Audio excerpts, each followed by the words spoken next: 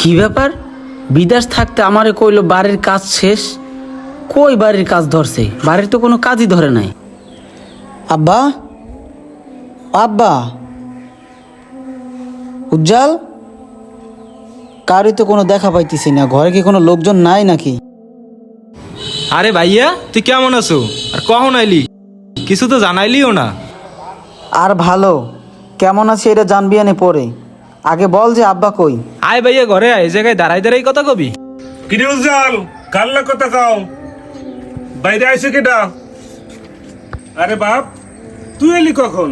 পেঁচাল কম পারো আব্বা। এই 10 বছর আগে আমি বাহিরে গেলাম, আর ঘরের এই অবস্থা না। তোমারে কি আমি 1 টাকা 2 টাকা পাঠাইতাম আব্বা বলো?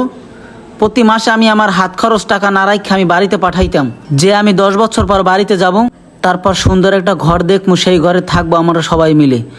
তুমি এটা কি করলা? বুঝি না কিছু। আরে বাবা, কি বলো তুই? কিসে টাকা পাঠাইছো? বৌমাতে টাকা চাইলে তো তোমার ছেলে টাকা পাঠায় না। আমি তো পান খাইতেও 2 টাকা চাইয়ে পাই না। তা তুই কি বলো এত টাকা পাঠাইছো? কি বলো আব্বা? আমি তো লিমার অ্যাকাউন্টে প্রত্যেক মাসে টাকা পাঠাই দিতাম। আর ওরে তো আমি সবসময় জিজ্ঞাসা করতাম, ও তো বলতো উজ্জ্বলের কলেজের ফি, তারপর তোমার সংসারের যত খরচ সবই ঠিকঠাক ও দিতে আছে। না বাবা, সব মিথ্যে কথা।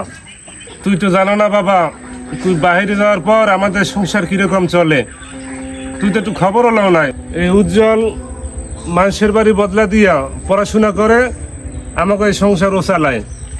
আমি তো বুড়া মানুষ, অসুস্থ, বাড়িঘর থাই, আমি কি করবো? আমি কাজ বাজ করতে পারি না। কি কইতাছ এইগুলো আব্বা? আবল তাবল। তাইলে কি আমার বউ আমার লগে মিথ্যা কথা কইছে নাকি? লিমা কই? লিমারে ডাক দাও তো। হে লিমা। তুই কারে ডাকতেছো ভাইয়া? ভাবি তো এই জায়গায় থাকে না। আর তুই যাওয়ার 1-2 বছর পরে তো আমাদের লাগে ঝামেলা করে চলে গেছে। কি শুনাইলি রে ভাই তুই এইটা? তাইলে আমার যে এত কষ্টের টাকা আমি কারে দিলাম? আমি তো ওরে প্রত্যেক মাসে ওর অ্যাকাউন্টে টাকা দিতাম। ও তো বলতো সংসারের কাজেই সব খরচ করতে আছে। তারপর বিল্ডিং এর কাজ ধরছে। তাইলে কি ও আমার সাথে কি প্রতারণা করছে? তোর বউরে বাবা কত অনুরোধ করলাম যে বাবা থাক আমাদের বাড়ি থাক, কিন্তু রাখতে পারি নাই। আর বাবা আইসে, আর বাবার সাথে চলে গেছে। তুই তো আমাদের বিশ্বাস করতি না বাবা, তুই তো আমার সাথে কথা বলতি না। তোর বউরে বেশি বিশ্বাস করতি। আইসে সেই বউ দেখ চলে গেছে সবকিছু লইয়া। ভাইয়া, তুই যদি আমাদের সাথে একবার কথা বলার চেষ্টা করতি, তাহলে আমাদের আর এই দিনটা দেখতে হইতো না। আসলে আব্বা ভুলটা আমারই ছিল। আমি যে কিসের জন্য তোমাদের সাথে একবার যোগাযোগ করার চেষ্টা করি নাই। তো আমার সব সময় বলতো সংসারে সব কিছু ঠিক আছে, তারপর বিল্ডিং এর কাজ ধরছে।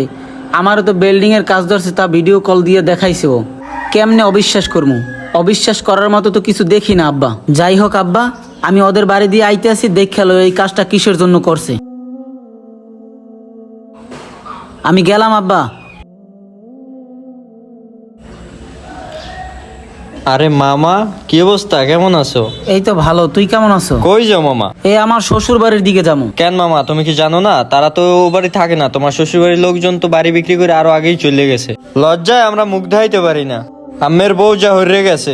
একটা কথা কি মামা, তুমি তোমার বাবা মার কথা না শুন না তোমার বউয়ের কথা শুনতা। তোমার বউরে পাইয়া তোমার মা বাপরে গেলা ভুললা।